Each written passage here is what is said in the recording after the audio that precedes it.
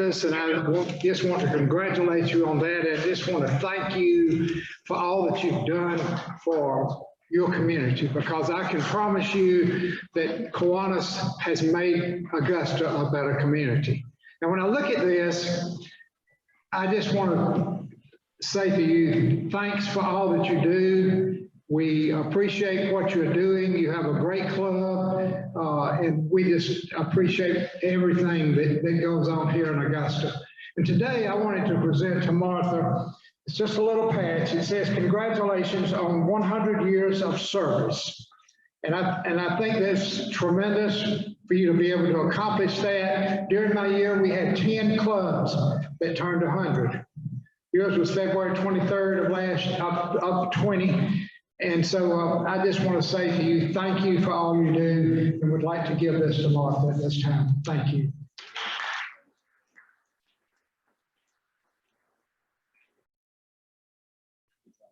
Thank you so much. I really appreciate that. We'll have to get this on one of our flags or something, right? Okay, club flag. Okay, just a reminder, if you are finished eating, we ask that you put your mask back on just for public safety purposes. The next thing we want to do is just sort of an update on the Charitable Trust. Thank you to everyone who donated to that.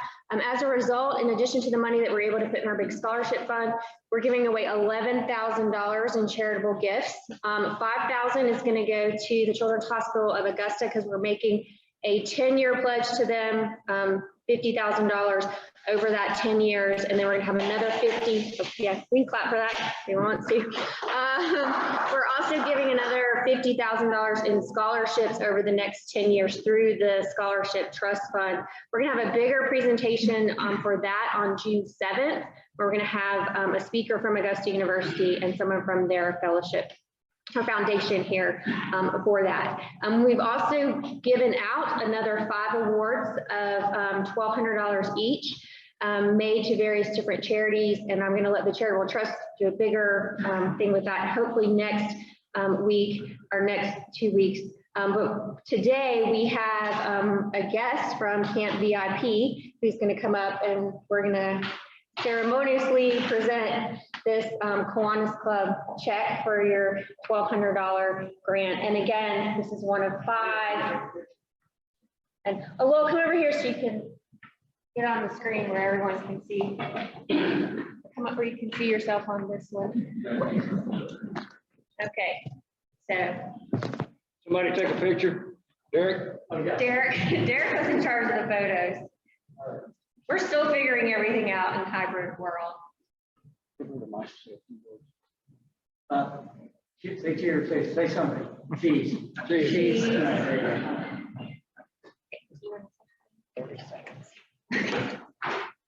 Thank you so much. We as Camp VIP really appreciate this.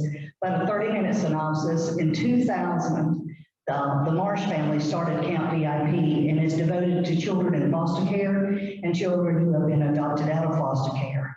We celebrated in 2019 20 years, and in 2020, even with COVID, we were able to do our school supply drive, and we had Superman, Robin, and Batman show up to deliver those, so we're really thankful. We have a coaching program that deals with 3 issues with children in foster care.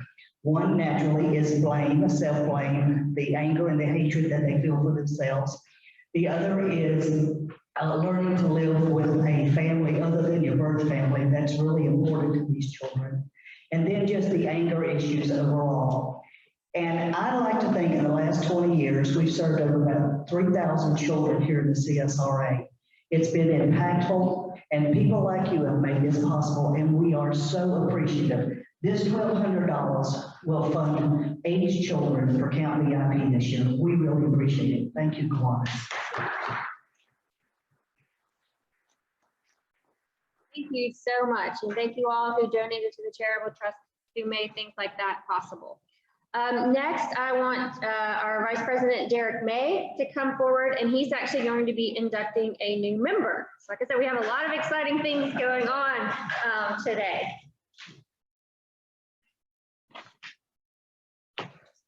There.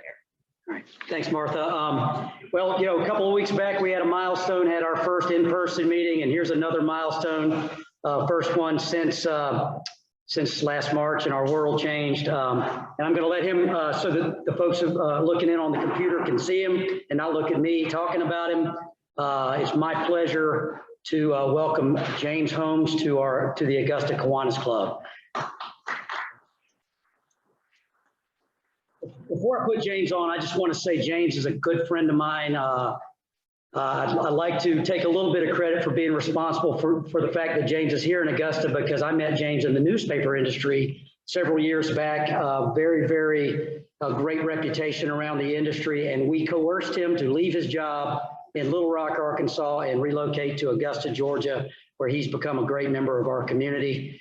He recently left the Augusta Chronicle and joined Paceline Ride, which is a wonderful organization. But I tell you what, I'm going to let James come on up, and I told him he had 15 to 20 minutes max to introduce himself.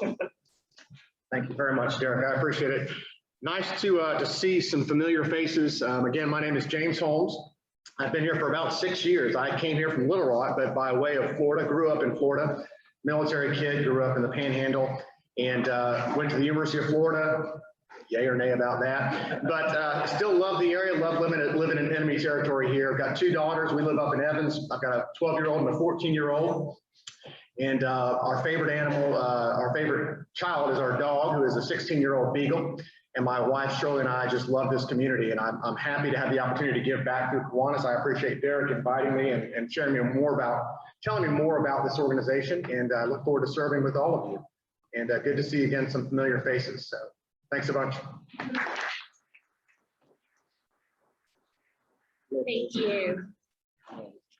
Okay, next we have Jeff Asplin as our past president is going to come up and announce the nomination slate for our new officers.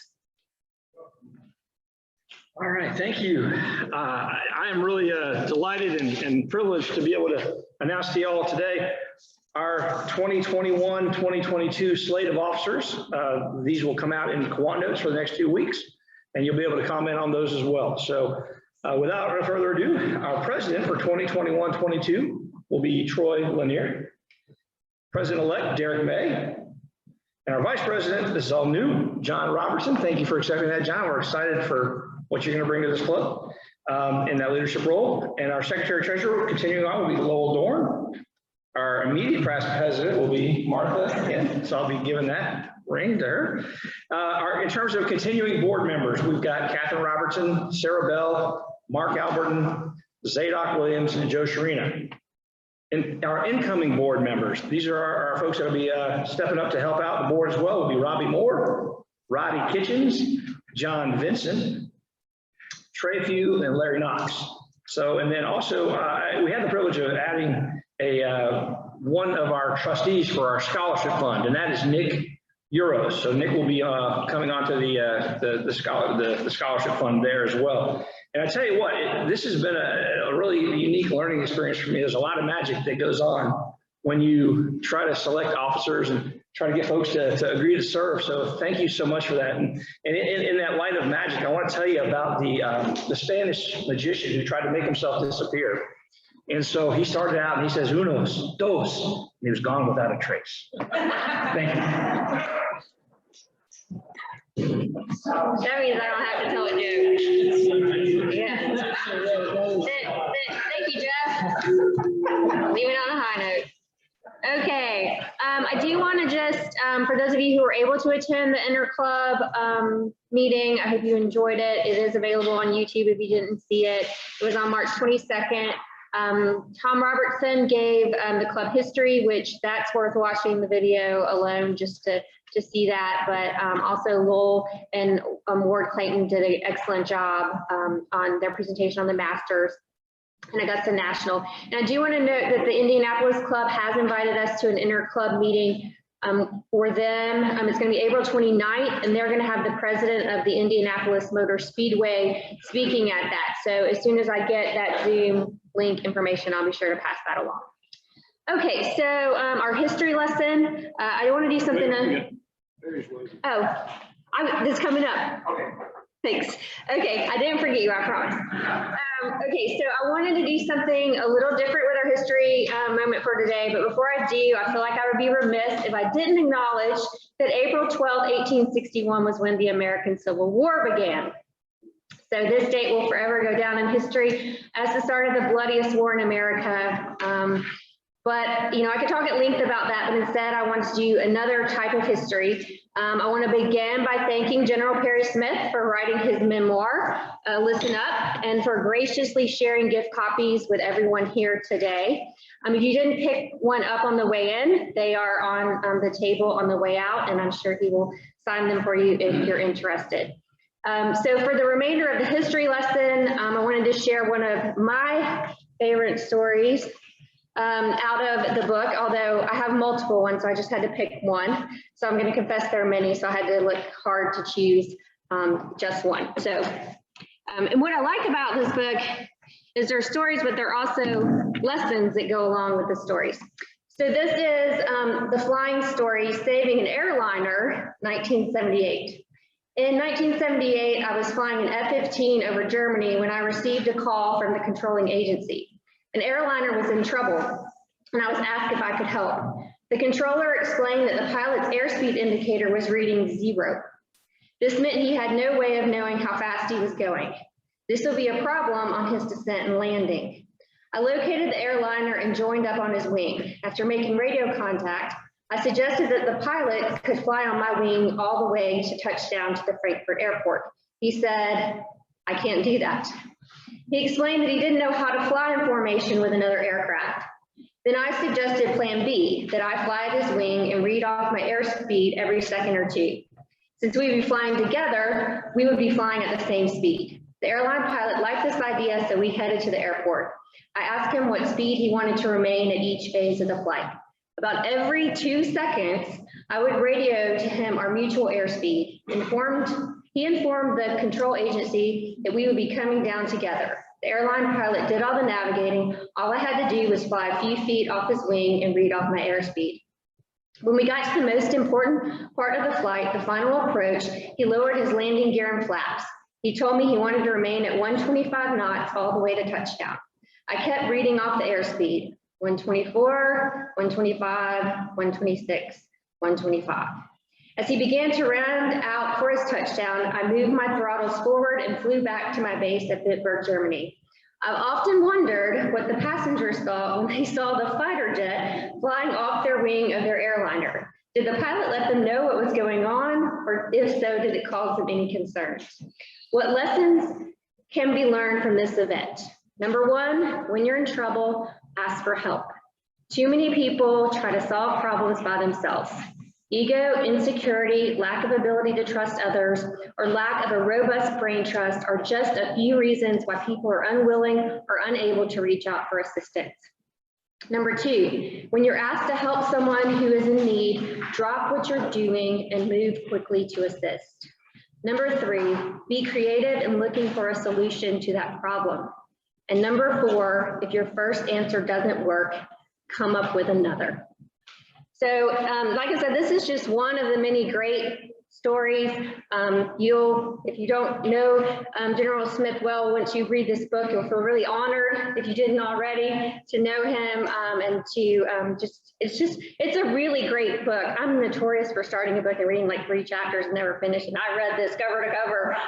So make sure you pick this up on the way out. As I mentioned, he's providing his memoir as a gift to club members, but if you wish to make a donation, you can definitely do that to the Augusta History Museum for the Dias Symposium. Did I get it all? Okay, great. So thank you again. Okay, let me see. I've got one more page.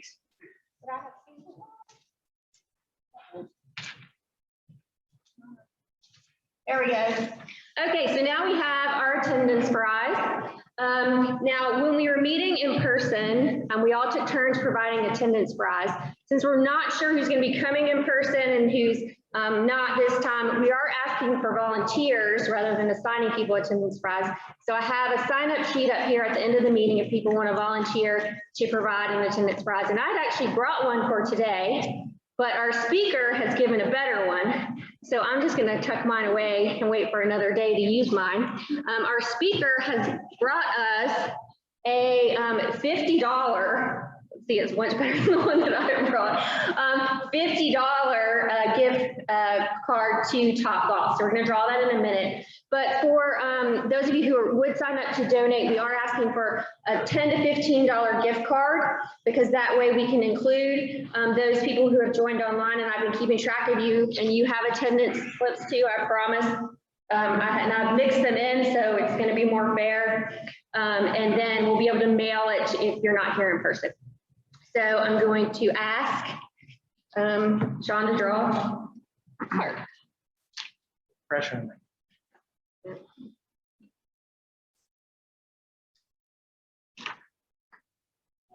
Okay. Laura Perry, you have won a $50. Great. And I will mention that Shawn also brought in some $10 basically gift cards and free mini golf, and those are located on the back table if you didn't pick one up on the way in. So at this point, I'm going to turn over to Troy Lanier, who is going to introduce our speaker. Thank you, boss. Our speaker today is Shawn Frantum. A lot of you already know Shawn, but I'll give you a little bit of background information about him. He was born in Monroe, Louisiana, but he's been in the CSRA for over 35 years. He received a BA in management from Georgia College, and he grew up in the golf industry. He worked out at Jones Creek for many years, but he's done some other things. He's worked in the staffing industry for a number of years, and he also worked as the development director for the Ron McDonald House. And he did that from 2013 to February of 2020. During that time, they completed a $6 million capital campaign and increased the budget by over $400,000. In his spare time, he likes playing golf, watching Georgia football. He's married to his wife, Jennifer, who works at Safe Homes. They have 2 sons, ages 4 and 2, which I'm sure keeps you on the go. Yeah. In 2015, he won a special election to represent District 7 on the Augusta-Richmond County Commission, and he's now in his second full term of service there. And in February of 2020, he joined Topgolf of Augusta as Manager of Sales and Community Engagement. So please welcome Shawn Frantum.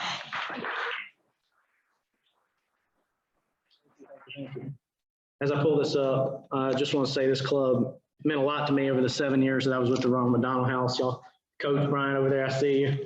And y'all came and cooked for us for the families, multiple times for sure. So appreciate that. I don't know if y'all have got back at it yet just because they didn't have a lot of families in, but I know you will. So, and I thank you for all that you do in the community as well, helping all the different nonprofits. So I'm here to talk about Topgolf. How many people have been to Topgolf? All right, got half of you, great. Well, it's everyone's game. 51% of the people that come to Topgolf have never played golf before. Everybody thinks that Topgolf is just something for the golfers, but it's truly not. It's a truly entertainment venue, which TOP stands for Target-Oriented Practice. That's what TOP stands for. Everybody thinks it stands for the other venues where you're at the top and you hit down towards the targets. That's not what it stands for. Target-Oriented Practice. So we were the 59th venue in the world. The first Topgolf was in 2000. And then tremendous growth of Topgolf over the last 5 years. We went from, can you hear? Yeah, but it's not showing up here. Okay, that's what I thought. Let's go into this mode. Now it should show. Did I not share the screen? Rookie mistake up here. Sorry, still learning hybrid world. There we go. I'm gonna go back in. So we were the 59th venue in the world. In 2017, they had 30 venues, and now we have 59. We now have 65 venues. We're the first of our kind here. On the full screen, sorry. Yeah, there you go. Thank you. Absolutely. So we were the first of our kind in this size. Basically, they took a 30-mile radius and determined the population, and then said, we want to put these one-level structures, Topgolfs, across the country. We now have one in Chattanooga, Tennessee, as well as Waco, Texas, that's opening next week, actually, with 66 current venues. We were supposed to open April 3rd of last year, and then we all know what happened. This is kind of the project highlights. We'll go through some of this. We're on 11 acres, a $13 million investment, where typically the bigger venues, you're looking at like 25 to 30 million. We have 36 bays, where we have 2 other structures of Topgolfs that have 72 bays or 108 bays, or the Vegas venue. I think it's 148 bays at the Vegas venue, which is another level with pools and whatnot. But the first venue of its kind in this area, where we knew that Topgolf coming to the golf capital of the world would be a huge win, both for the community as well as Topgolf. This was an 8-month build time frame, and I'll show you some pictures here in just a second. Single story, first of its kind, 36 hidden bays. If you've never been to Topgolf, it's 6 max to a bay. Whether you have 1 person or 6 people, it's the same price, because you're paying by the bay and by the hour, not paying by the person. We also have Top Tracer technology, and I'll talk about that. If you've watched the Golf Channel, you see the Top Tracer technology of Topgolf all over that. And I'll show you some of the cool games and features that make Augusta unique. When they built this venue, if we didn't have Top Tracer technology, we wouldn't be as popular as we are. But the fact that we do have it, and only about 35% of the Topgolfs across the country have it, it makes us very unique. We have above ground targets. If you've ever been to Topgolf, most of them are below ground. This is, again, it makes it for the average golfer that plays golf, they like it better, just because you actually see where the ball goes, as opposed to hitting into like a net cauldron kind of thing. We have mini golf. We're the 4th venue across the country to have mini golf. And then we have an enlarged patio. I've brought lots of pictures to show you. So we're located at the corner of Riverwatch and I-20, right in that area where Costco is. On another note, just letting you know that Dave & Buster's is still possible. They own the land, and it's still something that's in the works. I know a lot of people have talked about like whether they were going to continue or not. So we might get a little bit of competition up there. And then we're going to go to jumping. Oh, here we go. So this is the land in September of 2019. Again, about an 8-month build. People ask, why is it pointed towards the sun? If you've been out there at 5 or 6 or 7 o'clock, like the sun comes into the venue, it's pointed that way because our tenants back here where the trees are to the left where you're looking, the apartment complexes were already in process, and we couldn't point the field towards the apartments because at night it's pretty bright out on our field. So that was the reason that the venue is pointed that way, as well as people are like the parking aspect. People don't like to walk in Augusta. We all know that. Well, our front door, when you see it, is down at the bottom of the screen. And again, it was because of the way the land and the grade that we had to come in and do that. The parking lot had to be where it was. This is January 10th. As you see on the left-hand side, the right-hand side, those poles are 140 feet high. On the left-hand side, you see the smaller poles, about 50 feet high. Now, again, people are like, what was the reasoning for the smaller poles? Well, mainly it was more of an attractive thing to blend in with nature. When you see it at night, you hardly even see the poles. And we knew, honestly, that like the way it's set up, that many of the balls, though they fly over, there's not that many that do because of the angle of where the mats are. And then here we are in March. We have 10 different targets, varying 50 yards all the way to 215 to the white target at the end of the field.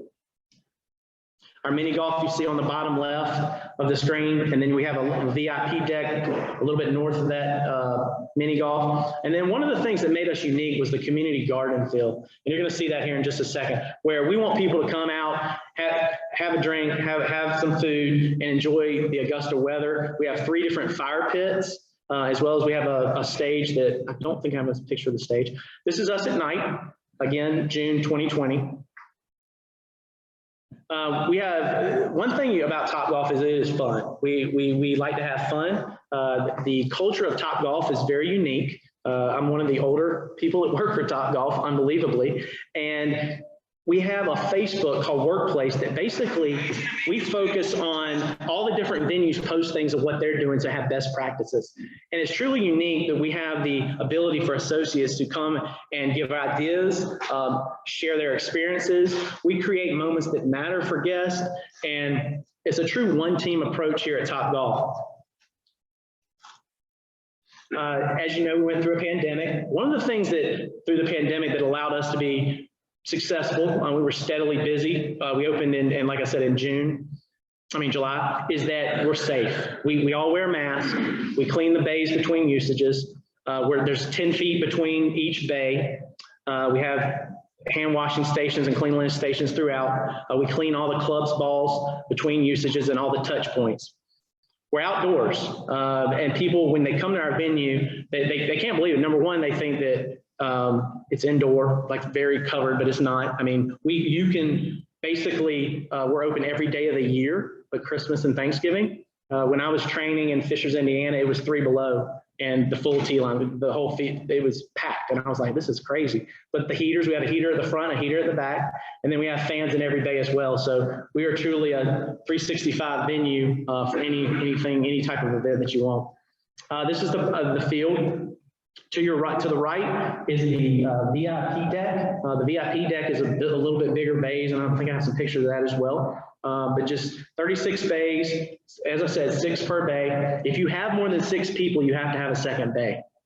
If you do 6 people, you can do it online, a week in advance, or you can just walk in. If you have 6 or more people, you're going to be contacting my office, and myself or someone's going to be helping you set up your party.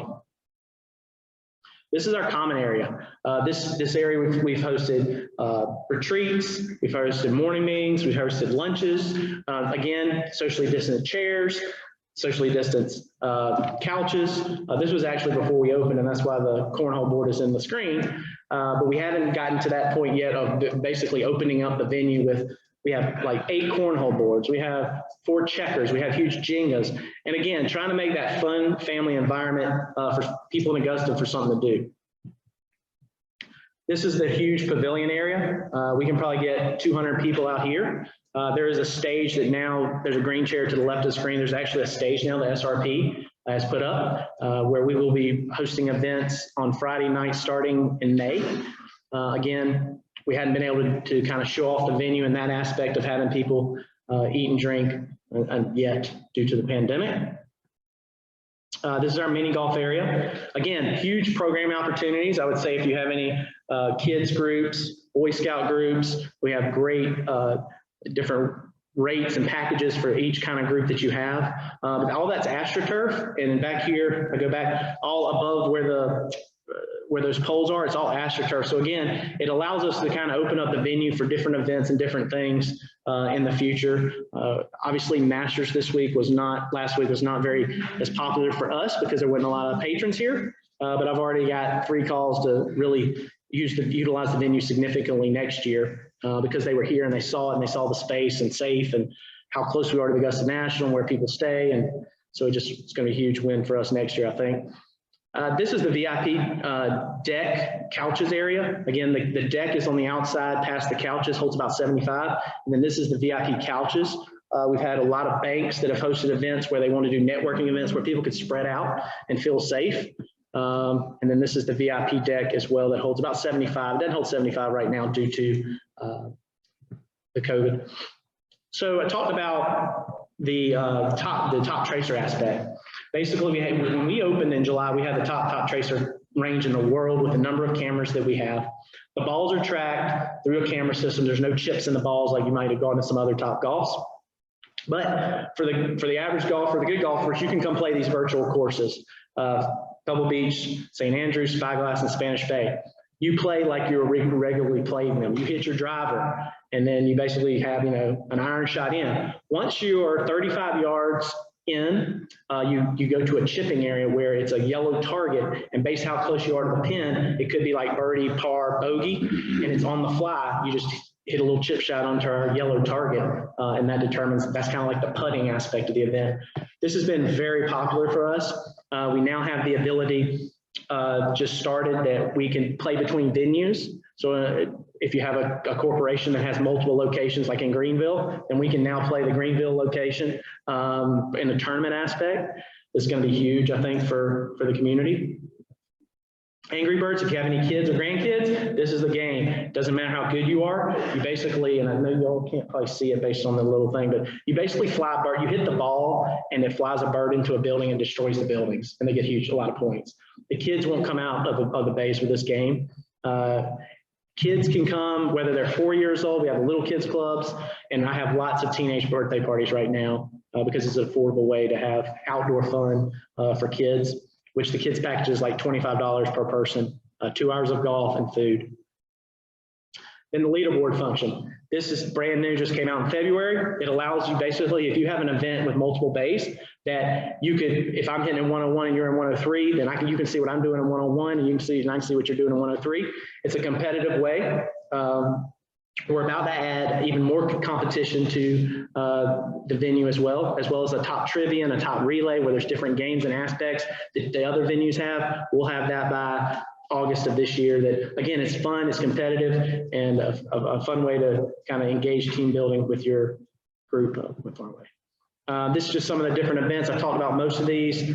The field trips and the spirit nights, I think, are going to be huge once school goes back in, because it's only $10 for kids for spirit nights to raise money. Basically, they pay us $10 a person, and then they could sell it for 25, 30, 50, and then they make the difference. And then field trips, it's only $16 for 2 hours and food and lunch for a 2-hour event. I think that's going to be huge. And then obviously our bread and butter is going to be the corporate side. We see the corporate business coming back. People are starting to want to get out with their clients and team members and things. And we see that really starting to pick up as well. We have a healthcare, teachers, and military discount. It's 10% off Topgolf. Anybody you know, they come out, just mention it, and you get a discount on Topgolf. And then this is just kind of like our bread and butter events. 12 people is a 2-bay party. We probably do 50% of the events we do are these.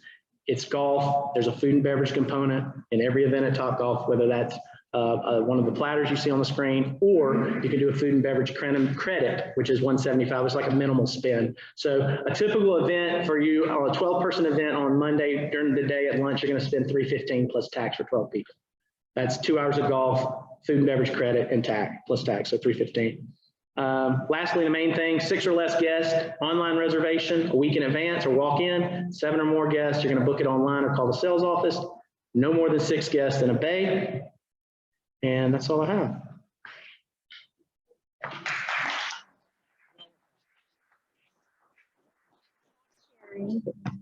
What questions do y'all have? Sure. In light of what happened yesterday, is this similar to a in-house golf setting in Japan? So, okay, so the question was, what happened yesterday? Do you think that we're going to go to Japan, like expand? So I didn't really talk about that. Let me tell you the amount of growth that we're having. So we opened in Dubai in December. Biggest venue is Vegas. We're headed to, where else we headed? We're headed into France. Do I think we're going to Japan? Absolutely. This is going across the world. If you didn't know, we just got purchased by Callaway in January, which was huge for us because of the buying power and what they have. So do I see us going to Japan? Absolutely. I think that you're going to see us also in our market, we call it the flex, which is basically the one level aspect. You're going to see us probably pop into Charleston next year. We'll probably be into, I would say, Columbia in the near future after that. Savannah maybe, but you're going to see us go into more markets where the size of Augusta or the CSRA, in a sense, to Thompson. What's amazing is I get probably 15 to 20 events from Columbia a month.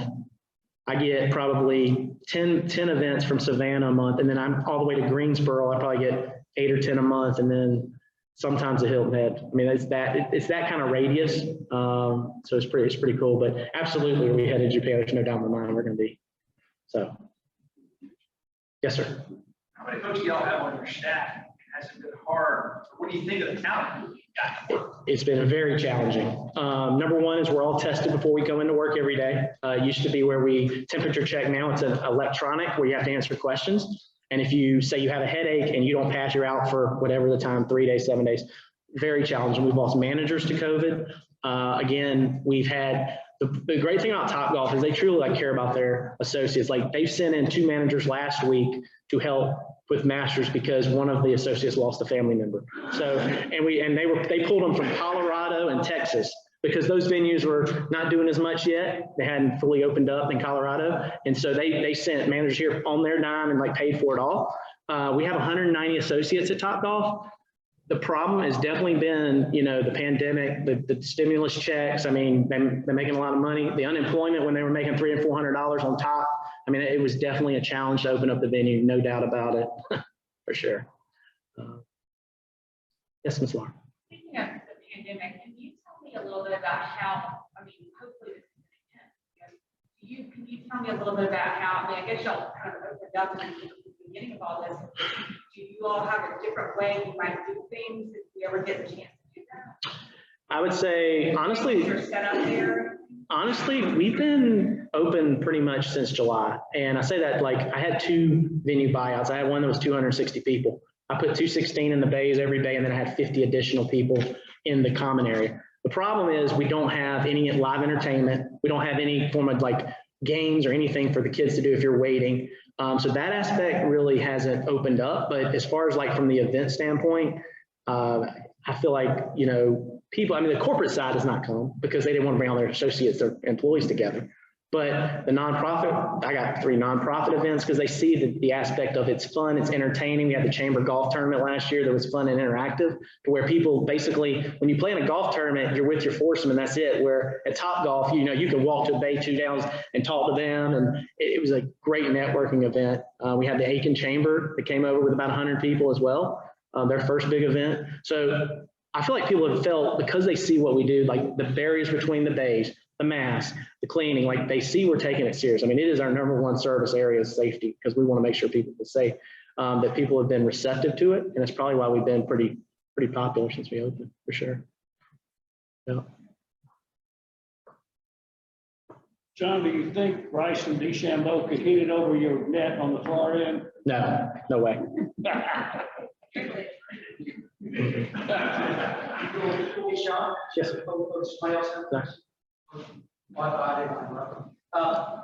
think we want to congratulations on what such a great venue. Yeah, thank you. Actually, I've seen you hit balls there. I used to be. I used to be, not anymore. Is there any ability to expand it? If, I mean, I've gone there to places sometimes 2-3 hours. Yeah. Which is a great thing, but is there any way to expand it? I believe there probably is. I just don't think they're going to do it. I mean, when you look, so on a Friday night, it's 3 or 4 hour wait every Friday and Saturday. It's just about, mainly on Saturdays, Friday 2 or 3 hours. Because I've been to 7 venues, and the only time these big box venues are pretty much full are Saturdays, Fridays and Saturdays. And I don't think it would be the smartest business decision to go in and like put another 36 bays on top of an Augusta. Now, I think what they should have done is probably put another 12 and added a conference meeting area, because frankly, I won't have any space that's like air conditioning to host events. Like I'm having to tell them you can do it in the morning before golf, or you can do it at this time, but you can't do it when I'm popular because I need that area for people to come into. I don't foresee it. I don't foresee it. No. Not, and not to mention, like, because they're expanding the number of venues, like when they open Charleston, might hurt us a little, but when they open Columbia, that's gonna affect us here. And so you'll see a gradual decline, you know, when that happens too. So, any other questions? All right, thank you guys. Appreciate what y'all do.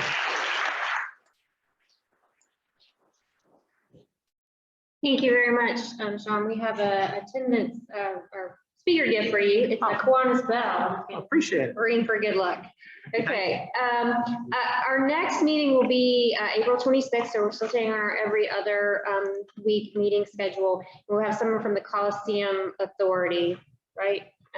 We're actually going to be in a different location, just to sort of mix it up. Well, actually, this space was booked, and the city of North Augusta was very nice to allow us to use the Palmetto Terrace room at the North Augusta Municipal Building. So if you're just coming over the 13th Street Bridge, it's on the left, and it's the top floor. So you are going to have to take the elevator up to the 4th floor. But it's a really nice space if you've never been there. We are asking that if you're physically able, we encourage you to park in the garage to leave the spots that are closer for our members who need to be closer.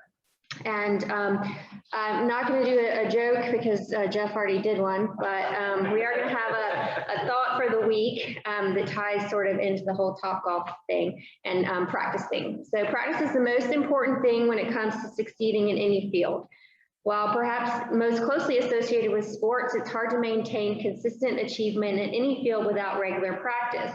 Practice makes perfect is an old adage that you have probably been hearing your whole life. And the reason why, that's because we've been saying it for generations.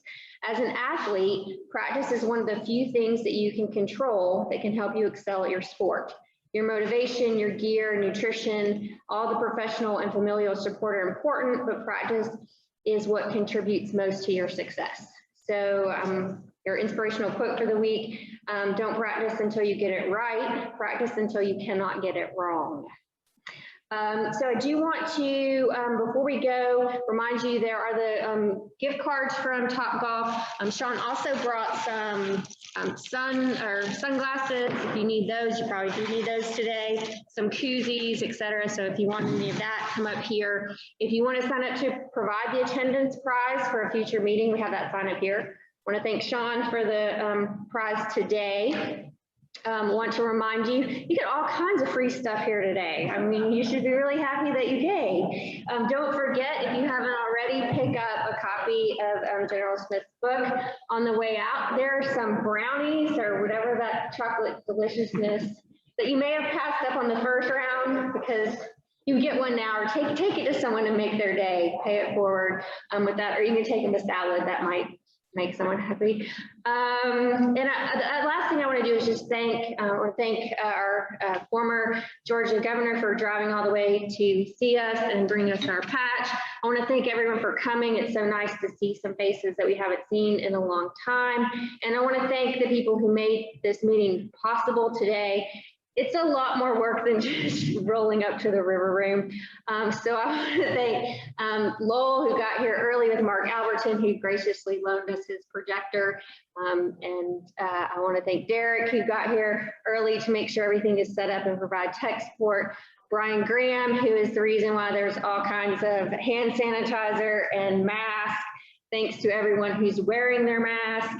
Thank you to our welcoming committee, our board members, Catherine Robinson and Sarah Bell, and everyone who got here and made this possible. It's good to be back, and it takes a village. So I want to acknowledge that. And with that, go off and practice golf, and we stand adjourned.